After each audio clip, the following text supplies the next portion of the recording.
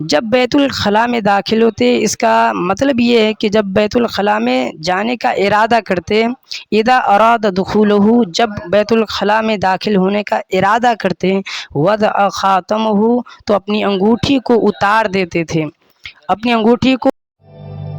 عداوت مجھ سے کیوں اتنی، میں تو قرآن کا داعی ہوں، رسول اللہ کا وارث، صحابہ کا سپاہی ہوں، مجھے ہے کفر سے نفرت، میں تو حق کا فدائی ہوں۔ السلام علیکم ورحمۃ اللہ وبرکاتہ۔ الحمد للہ کفا وسلام علی عبادہ الذین اصطفیٰ، اما بعد، قال النبی صلی اللہ علیہ وسلم طلب العلم فریضۃ علی کل مسلم۔ محترم ناظرین، اللہ کے فضل و کرم سے اور اس کے احسان سے ہم نئے باب کے اندر داخل ہو چکے ہیں۔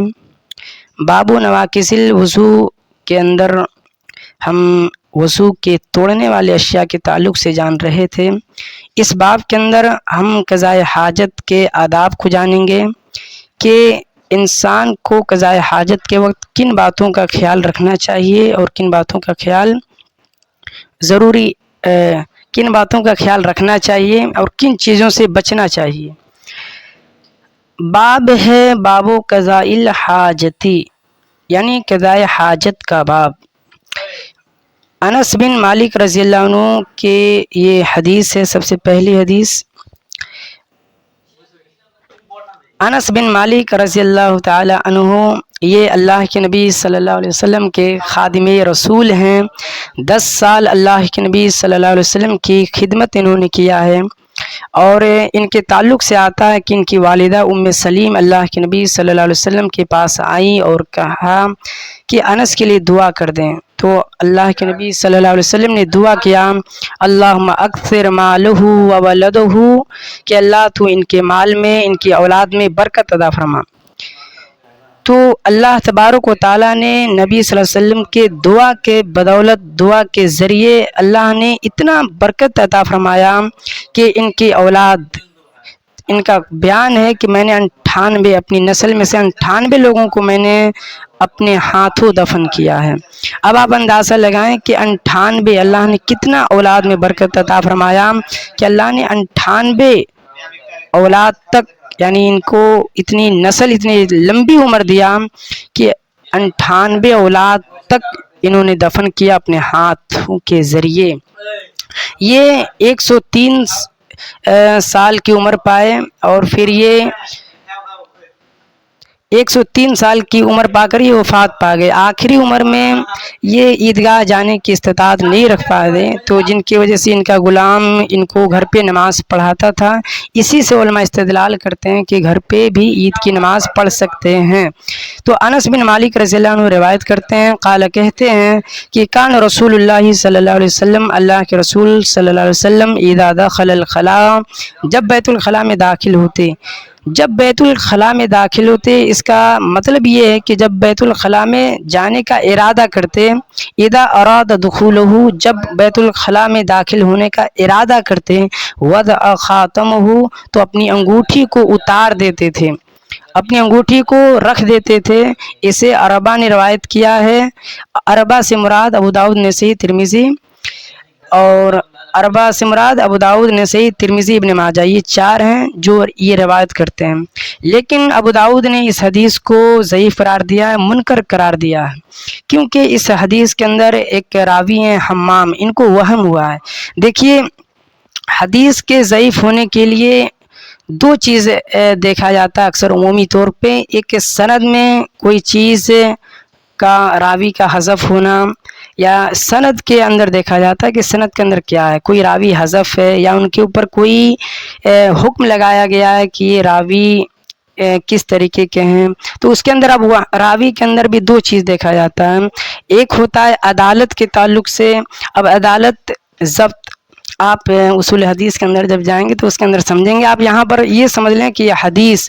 ابو داؤد نے اس حدیث کو منکر اس لیے قرار دیا کیونکہ حمام کو وہم ہوا ہے، ٹھیک، وہم کے بنا پر یہ حدیث ضعیف ہے۔ لیکن اس حدیث کے اندر جو بات بتائی جا رہی ہے کہ جب بیت الخلاء میں اللہ کے نبی داخل ہوئے داخل ہوتے تو اپنے انگوٹھی کو اتار دیتے، یہ بات صحیح ہے، لیکن یہاں پر ایک بات یہ بھی یاد رکھنا چاہیے کہ اذا دخل الخلاء، جب بیت الخلاء میں داخل ہوتے تو اپنے انگوٹھی کو اتار، داخل ہونے کا مطلب یہ نہیں کہ اندر داخل ہو جاتے، بلکہ اذا دخل الخلاء کا مطلب یہ ہوا کہ اذا اراد دخولہ، جب داخل ہونے کا ارادہ کرتے تب یہ اپنے انگوٹھی کو اتار دیتے تھے۔ انگوٹھی کو اس لیے اتارتے تھے کیونکہ اس انگوٹھی کے اوپر محمد رسول اللہ لکھا ہوا تھا، تو اللہ کا نام ذکر تھا اس انگوٹھی پہ، تو یہ ایک اللہ کی تعظیم کے بنا پر بھی کسی گندی جگہوں پر لے کر جانا یہ مناسب نہیں ہے۔ اللہ کے نبی صلی اللہ علیہ وسلم اتار دیتے تھے، اسی سے یہ مسئلہ ثابت ہوتا ہے کہ قرآن مجید کو یا صحیفے کو بیت الخلاء کے اندر نہیں لے کر جایا جا سکتا، یا ہر وہ چیز جیسے قرآن مجید کی آیت یہ عظیم ہے، یہ اللہ کا کلام ہے، اس کو بھی آپ کسی چیز لے کر آپ بیت الخلاء میں نہیں لے کر جا سکتے۔ ٹھیک، تو اتنا اس حدیث سے آپ سمجھیں کہ کسی بھی اللہ کے نام کی کوئی یا اللہ کا کلام، ہر وہ چیز جو عظیم حیثیت رکھتی ہو، جس کی نسبت جو منسوب کیا جائے اللہ تعالیٰ کی طرف، وہ چیز عظیم ہے اور اس چیز کو بیت الخلاء میں لے کر نہیں جایا جا سکتا، یہ بات ذہن کے اندر رہے۔ ایک اور حدیث دیکھ لیتے ہیں، انہو قال کان رسول اللہ صلی اللہ علیہ وسلم اذا دخل الخلاء، جب بیت الخلاء کے اندر داخل ہوتے۔ دیکھیے اصل خلا کے معنی ہوتے ہیں خالی جگہ، یہ اس کو اتنا استعمال کیا گیا کہ یہ بیت الخلاء کے معنی میں مراد لیا جانے لگا۔ جب کوئی لفظ ہوتا ہے، اس لفظ کو جب زیادہ استعمال کیا جاتا ہے تو اس پر معنی غالب آ جاتا ہے۔ خلا کے معنی خالی جگہ کے ہوتے ہیں، لیکن بیت الخلاء کے معنی مراد اتنا لیا گیا کہ خلا سے